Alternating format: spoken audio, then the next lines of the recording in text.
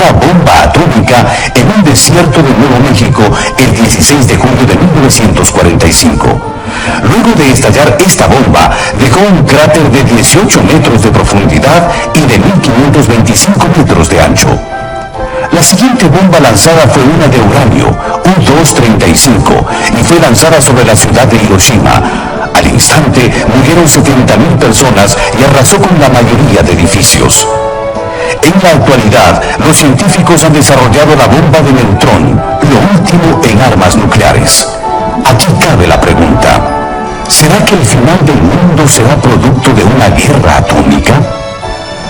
¿Cómo mantener su cordura cuando el mundo se viene abajo? Este es el tema que hoy nos trae el pastor Adrián Rogers en la voz del pastor Lenín de Llanón.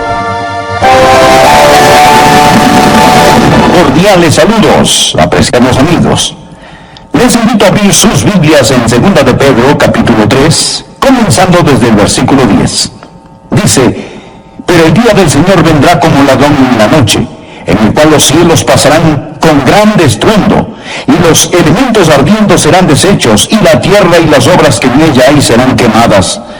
Puesto que todas estas cosas han de ser deshechas, ¿cómo no debéis vosotros andar en santa y piadosa manera de vivir, esperando y apresurándoos para la venida del día de Dios, en el cual los cielos encendiéndose serán deshechos, y los elementos siendo quemados se fundirán?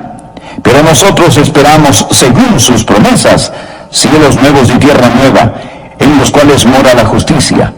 Por lo cual, oh amados, estando en espera de estas cosas, procurad con diligencia ser hallados por él sin mancha e irreprensibles, en paz. Y tened entendido que la paciencia de nuestro Señor es para salvación.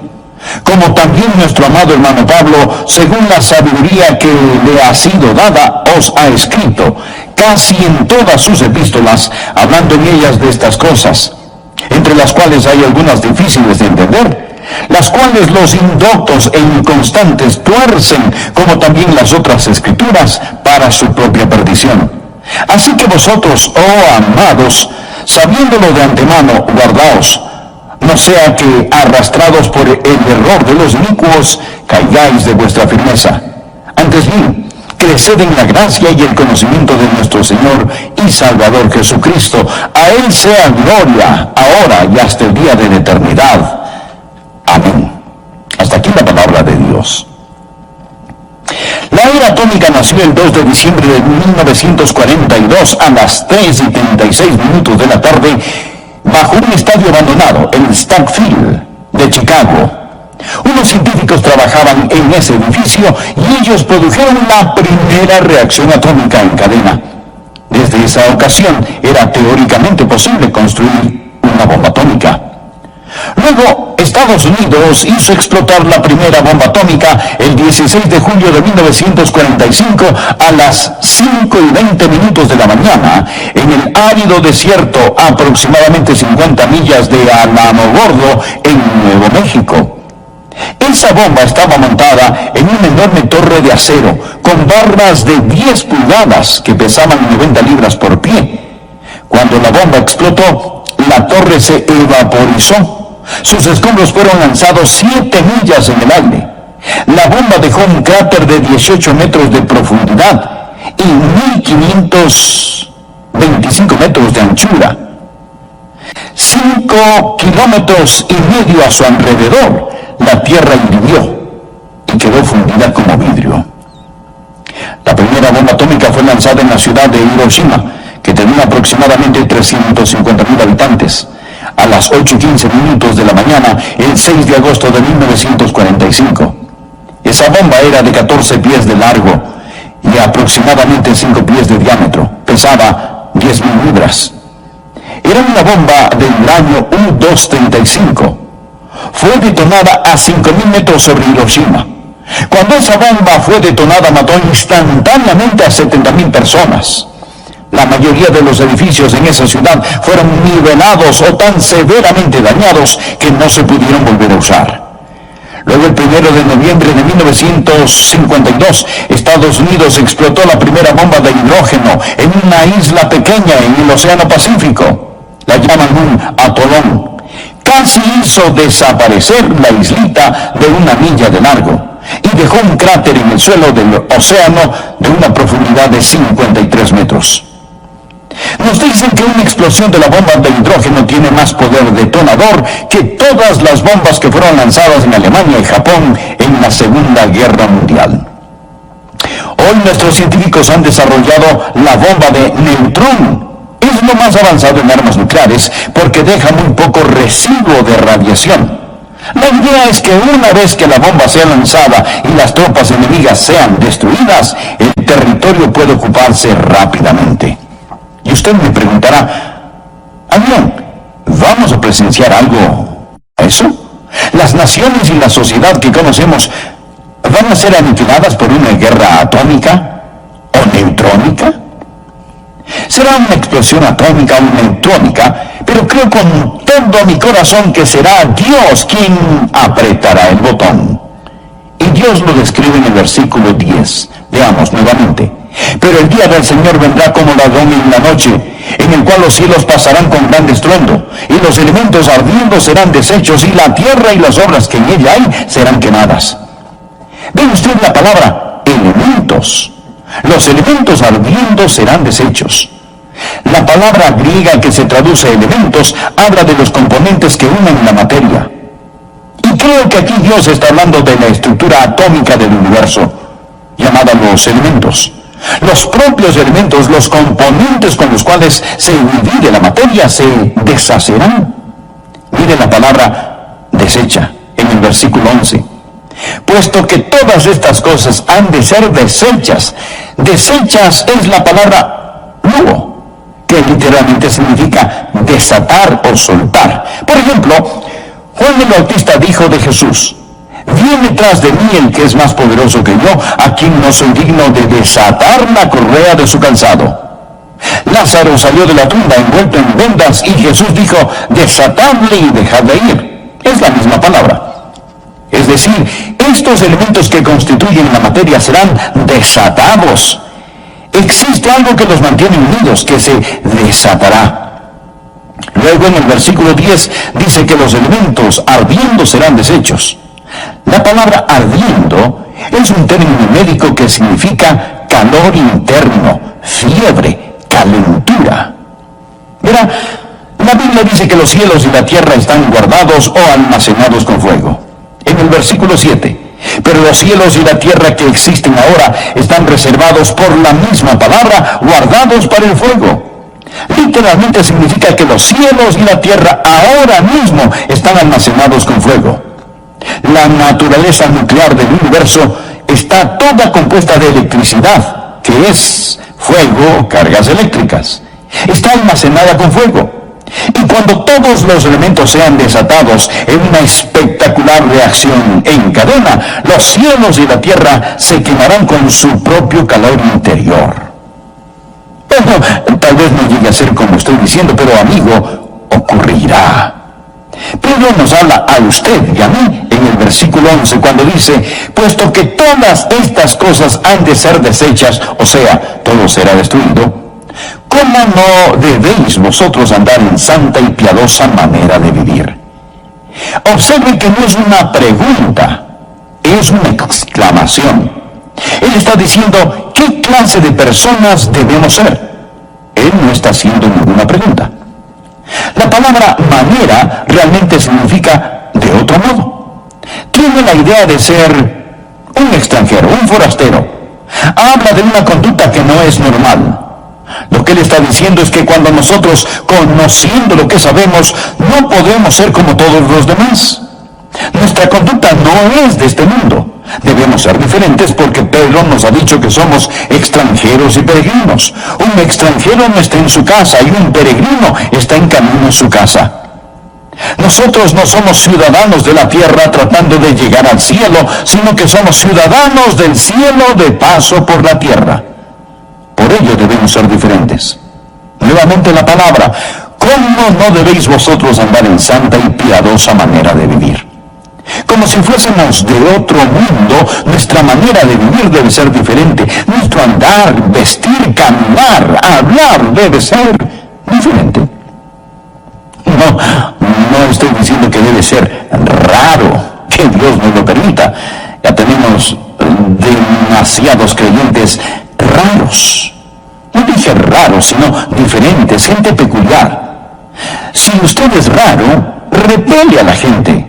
Pero si es diferente, atraerá a las personas, porque quieren saber lo que le hace diferente, quieren saber qué le ayuda a sobrellevar las cargas de este mundo. Luego nos dice que debemos andar santa y piadosamente. La palabra santa habla de nuestro carácter y piadosamente habla de nuestra conducta. Esa es la manera en que nosotros debemos vivir. Pero cuando se habla de santidad, muchos se ponen nerviosos. Es decir, si le pregunto a mi congregación, ¿cuántos quieren ir al cielo? ¿Cuántos quieren ser felices? ¿Cuántos desean estar saludables? ¿Cuántos desean tener riquezas? ¿Cuántos anhelan ser sabios? Levanten su mano. Todos queremos todas estas cosas, pero no muchas personas dirán, yo quiero ser santo. La palabra santo pone un poco nerviosos a los creyentes y a los no creyentes los ofenden. A este mundo no le gusta la palabra santo. De hecho, cuando se quieren burlar de usted lo llaman santulón o santurrón. Ellos ridiculizan la santidad. ¿Cómo no debéis vosotros andar en santa y piadosa manera de vivir? Habla de nuestra conducta. ¿Qué significa literalmente la palabra santo? Significa estar separado, ser diferente, apartarse para un propósito especial. Yo no me pertenezco a mí mismo. No soy mi propio dueño. Yo pertenezco al Señor. La santidad no es tener una actitud de superioridad hacia otros. Simplemente ser diferente. La santidad no es tampoco estar enclaustrado en un monasterio o convento. No significa retirarse. El ser santo significa ser diferente a las personas de este mundo. De hecho, significa ser como Dios. Pedro nos dice lo que significa en 1 de Pedro capítulo 1, versículo 15. No es difícil de entender si usted lee la palabra de Dios. Dice, como aquel que os llamó es santo, sed también vosotros santos en toda vuestra manera de vivir. Dios es santo. Y el ser santo, por consiguiente, es simplemente ser como Dios. A su vez, leamos 2 de Pedro capítulo 3, versículo 11. Puesto que todas estas cosas han de ser deshechas, ¿cómo no debéis vosotros andar en santa y piadosa manera de vivir? Ahora, ¿qué es la piedad? Es simplemente estar consagrado y agradar a Dios. Si usted agrada a Dios, no importa a quién desagrade. Pero si desagrada a Dios, no importa a quién usted agrade, nosotros debemos ser piadosos, es decir, agradar a Dios con nuestra manera de vivir. Hasta ahora solo he mencionado en la introducción del mensaje cómo mantener una cordura cuando el mundo se viene abajo. Pedro nos da 5 puntos que quiero que estudiemos. Pedro nos está preguntando qué clase de personas debemos ser al saber lo que va a suceder. Que un día todo esto con lo que el hombre sueña, hace planes y ha vendido su alma por alcanzar, va a terminar en plasma fundida. Puesto que todas estas cosas han de ser deshechas, ¿cómo no debéis vosotros andar en santa y piadosa manera de vivir? Su carácter y su conducta. Luego describe esa conducta y sus 5 componentes. ¿Qué tipo de persona debe ser usted? Primero, usted necesita ser una persona que espere su venida. Mire el versículo 12. Esperando y apresurándoos para la venida del día de Dios. Versículo 13. Pero nosotros esperamos, según sus promesas, cielos nuevos y tierra nueva.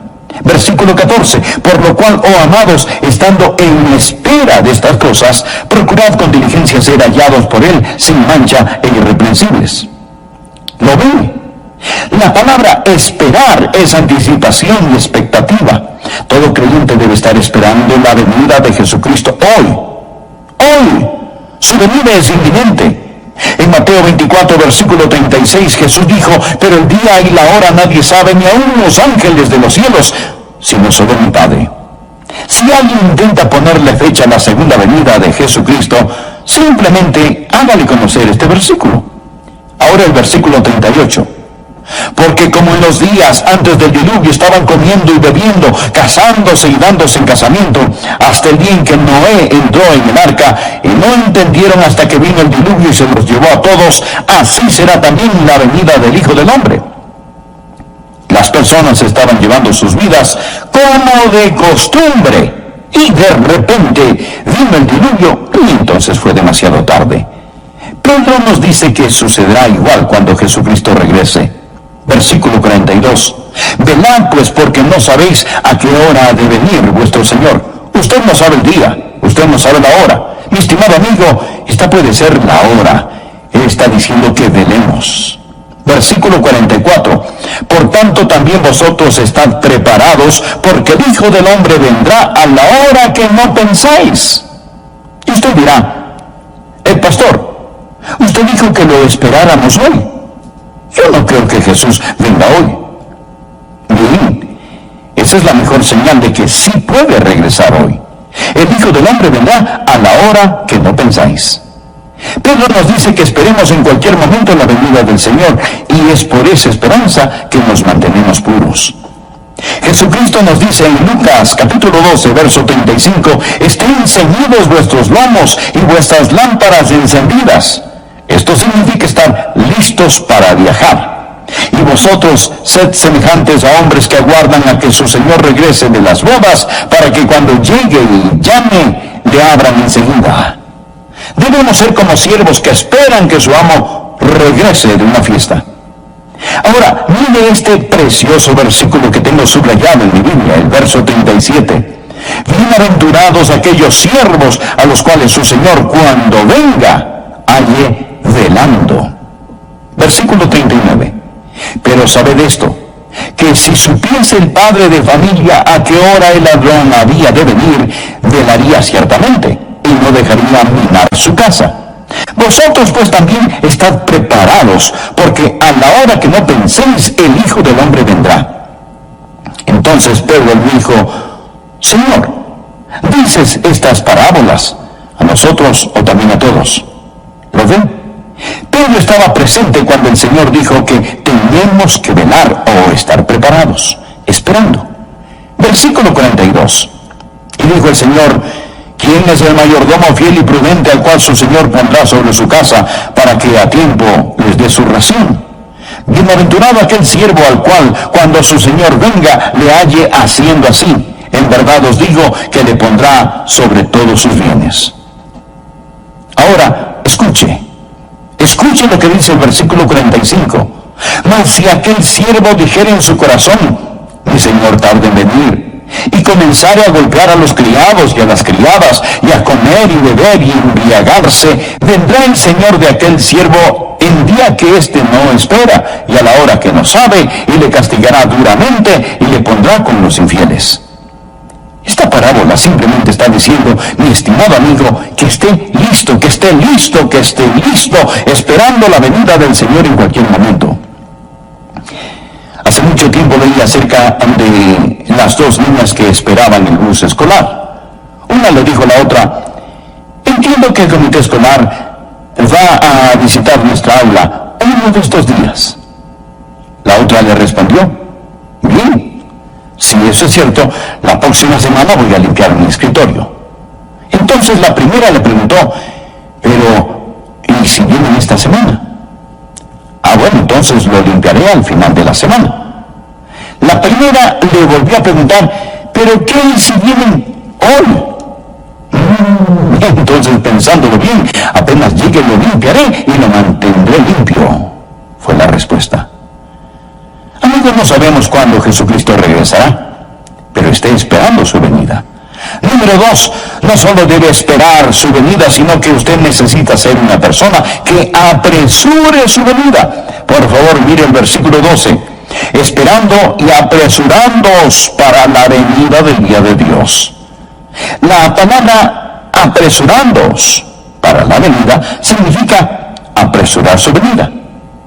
Verifiqué con Vincent, un erudito del idioma griego, y él dice que esta palabra apresurándoos literalmente significa causar que el Señor, el día del Señor, venga al ayudar a cumplir las condiciones sin las cuales no puede darse.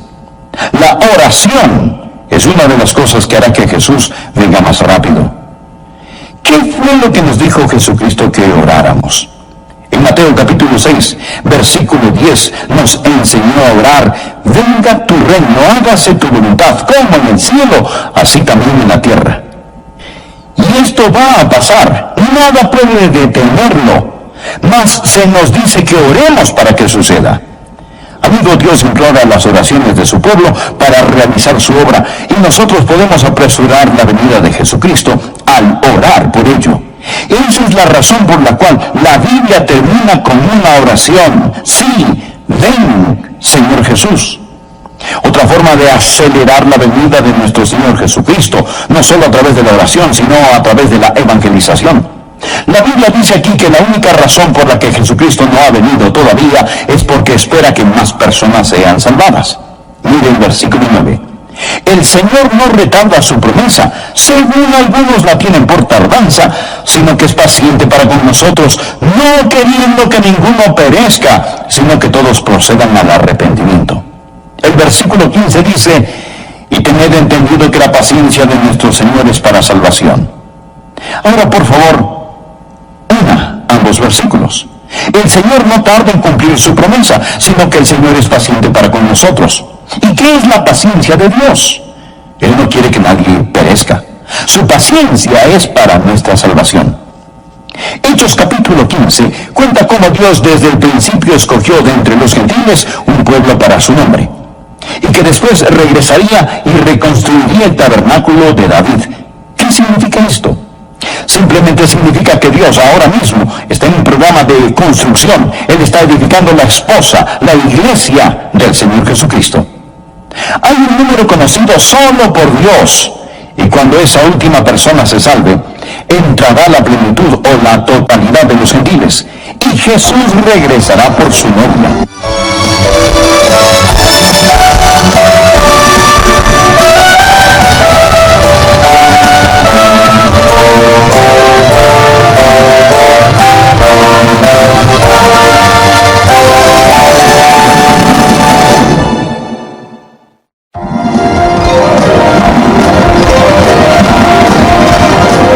Nosotros no somos ciudadanos de la tierra tratando de llegar al cielo, sino que somos ciudadanos del cielo de paso por la tierra. Por ello debemos ser diferentes. Nuevamente la palabra: ¿cómo no debéis vosotros andar en santa y piadosa manera de vivir?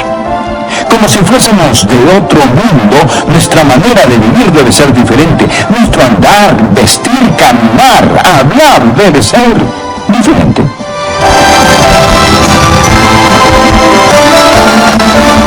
Hola y bienvenidos a El Amor que Vale, con el profesor y pastor Dr. Adrián Rogers, en la voz del pastor Lenín de Llanón.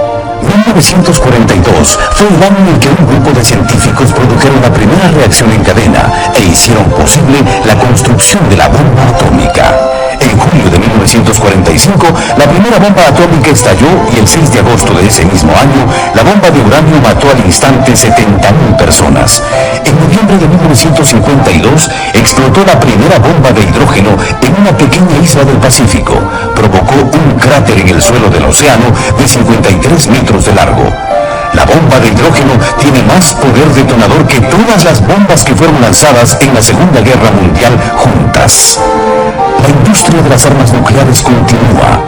El punto es que si el fin del mundo se produce por una explosión atómica, seguro que esos botones estarán bajo el control del Señor. Hoy continuamos con la segunda parte del tema: cómo mantener su cordura cuando el mundo se viene abajo. Enseguida, el doctor Adrián Rogers, en la voz del pastor Lenín de Llanón.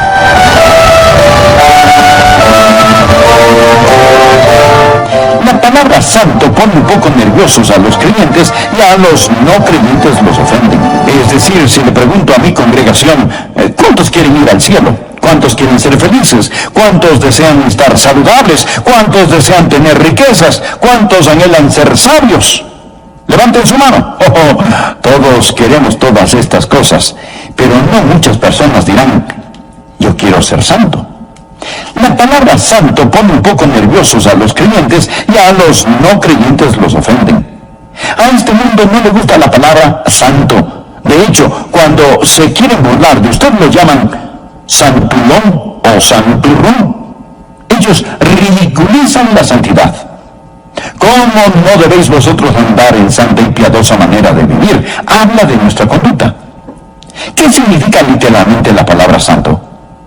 Significa estar separado, ser diferente, apartarse para un propósito especial.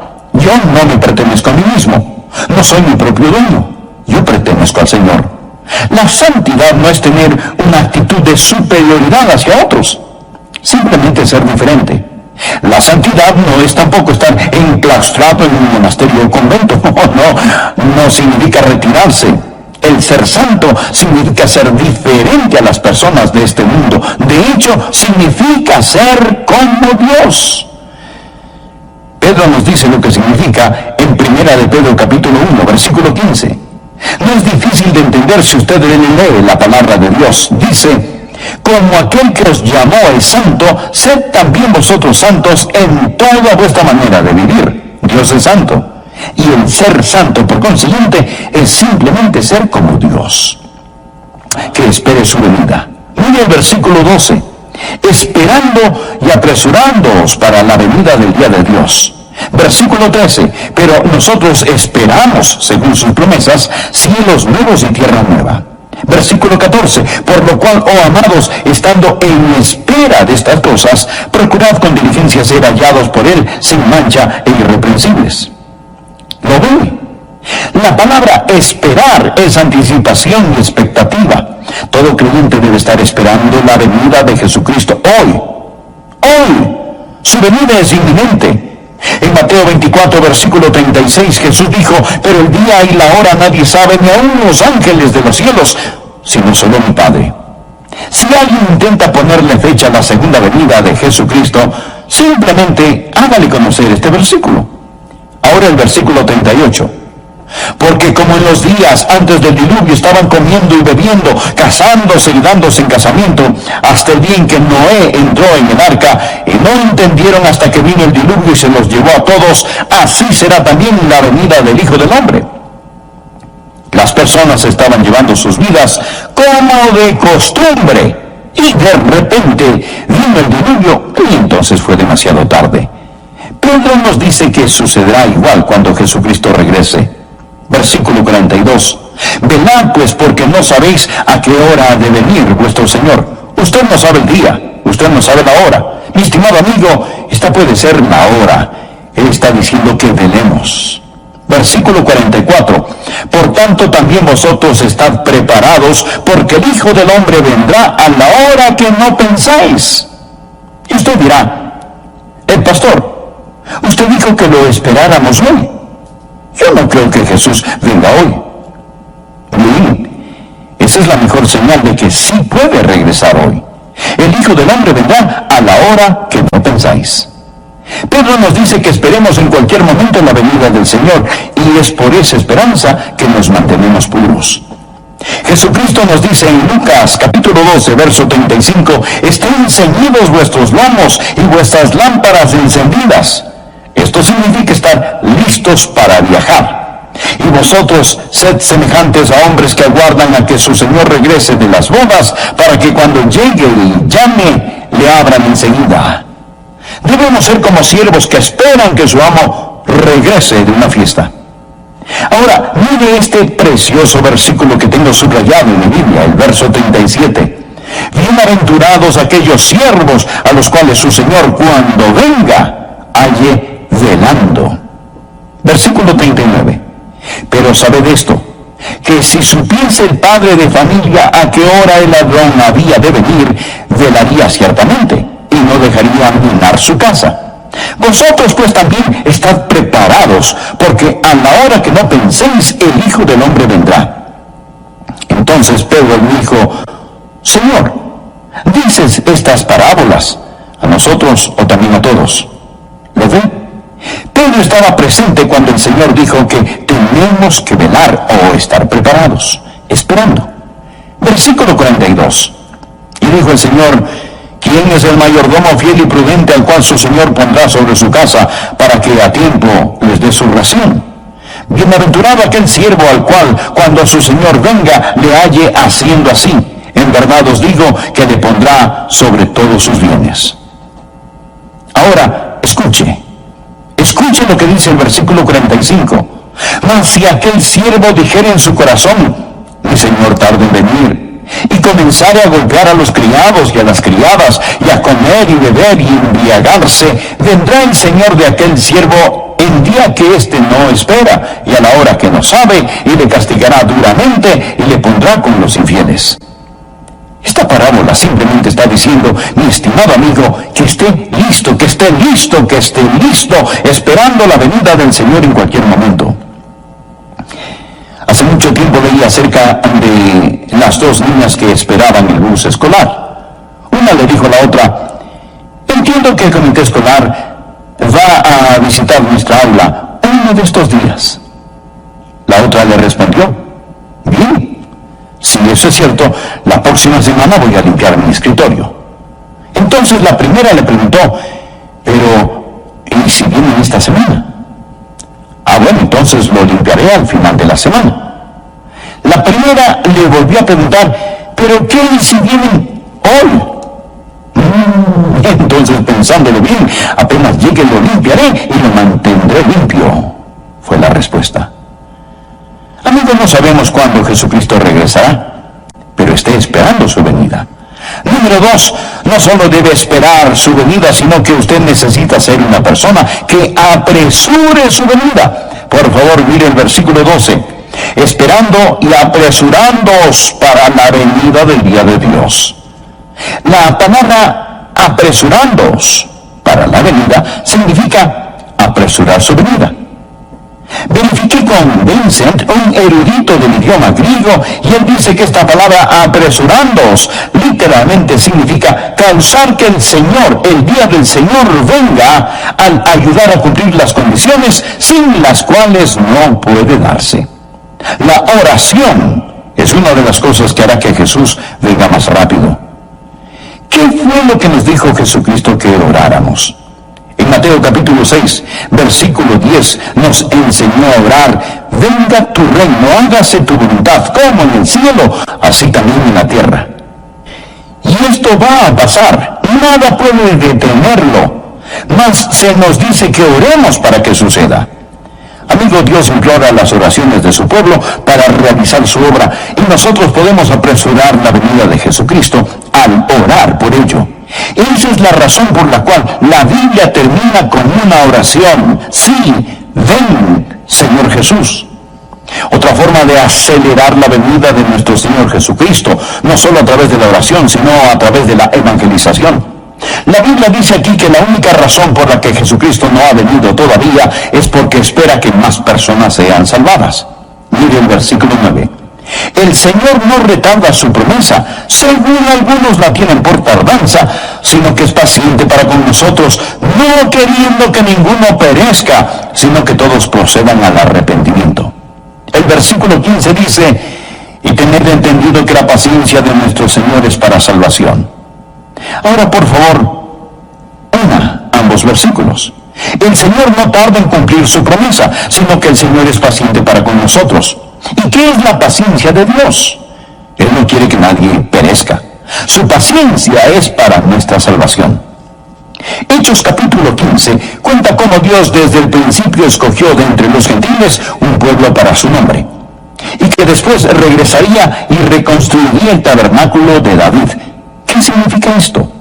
Simplemente significa que Dios ahora mismo está en un programa de construcción. Él está edificando la esposa, la iglesia del Señor Jesucristo.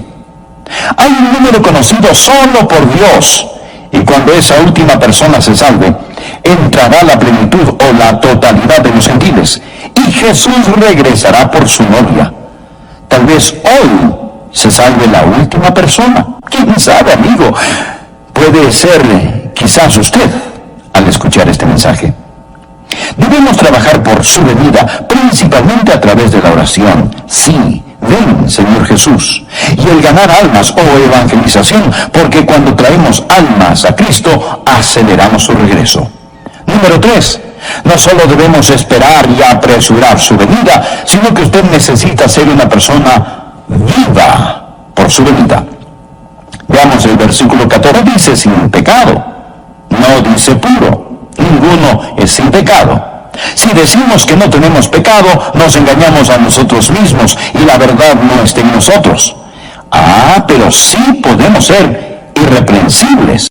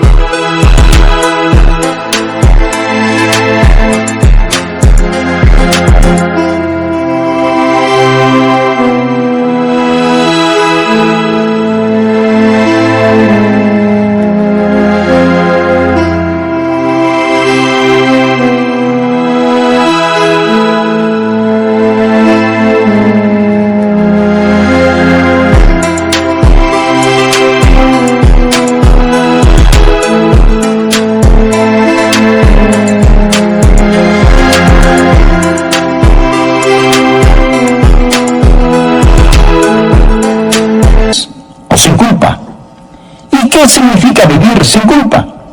Es vivir con un corazón que anhela a Dios, amándole, sirviéndole, confesando nuestros pecados, donde no existe ningún pecado que no hayamos confesado, ni del cual no nos hayamos arrepentido. Luego Pedro habla que debemos vivir en paz, que Él nos halle en paz. Esto significa en paz con Dios y con nuestros hermanos y hermanas en Cristo, pero también quiere decir serenidad. Un sermón como este pone nerviosos a muchas personas, pero no es para estar turbados. Lo que estamos predicando hoy es para darles consuelo, para darles paz. ¿Sabe por qué tenemos paz? Porque somos los únicos que realmente sabemos lo que va a pasar. Existen 3 categorías de personas en el mundo: los que tienen miedo, los que no saben lo suficiente como para tener miedo, y los que conocen su Biblia. Estimado amigo, tenga la paz de Dios y la pureza de Dios. Viva para su venida. Uno de estos días, pronto y muy pronto, Él va a aparecer. ¿Cómo puede mantenerse puro? ¿Cómo puede estar sin culpa? ¿Cómo puede vivir en paz? La única manera que yo conozco es fijando su mirada en Jesús. Leí acerca de un atleta, el señor Blondin. Él era un equilibrista que ataba un alambre a lo largo de las cataratas de Niágara. Y sobre las rugientes cataratas, este hombre caminaba sin una red de seguridad sobre ese alambre de un extremo a otro. En una entrevista le preguntaron que cuál era su técnica. Él respondió: yo pongo una gran estrella plateada sobre la otra plataforma a la cual camino y nunca quito mi mirada de esta. Necesitamos poner nuestra mirada en el Señor Jesucristo y no quitarla, porque la Biblia dice: y todo aquel que tiene esta esperanza en Él se purifica a sí mismo, así como Él es puro. Y esa es la forma en que debemos estar viviendo en estos últimos días, viviendo por su regreso.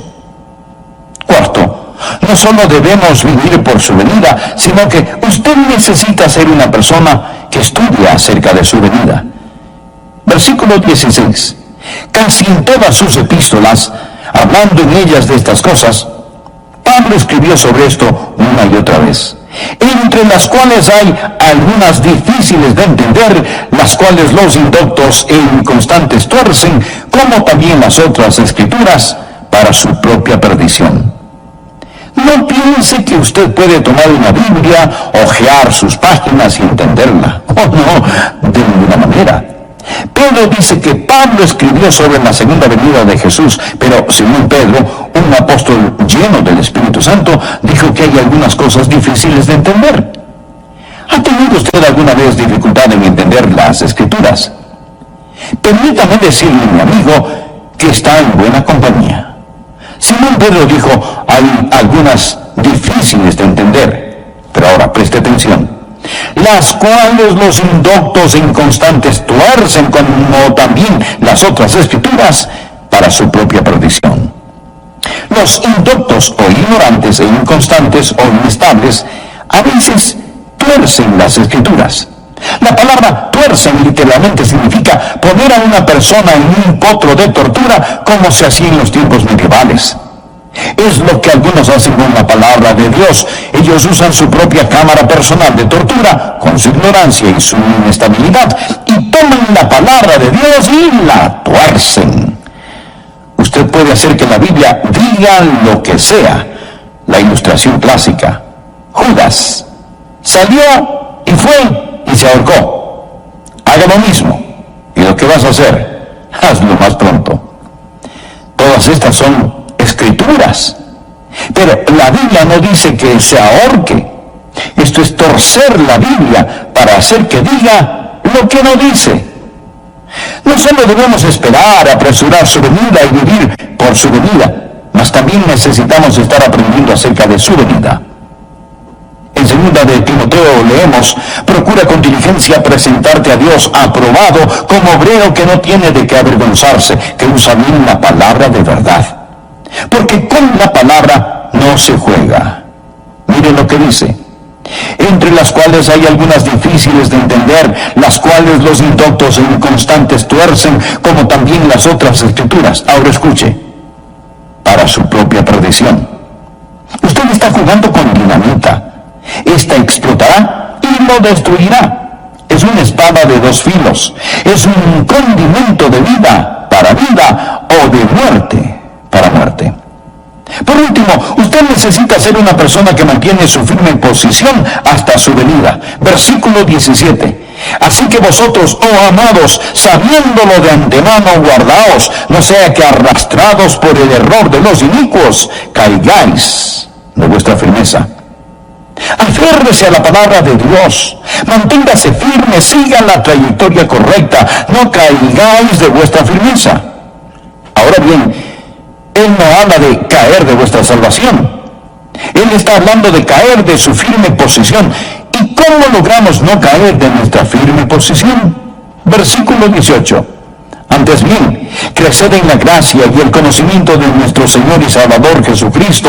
A Él sea gloria ahora y hasta el día de la eternidad. Amén.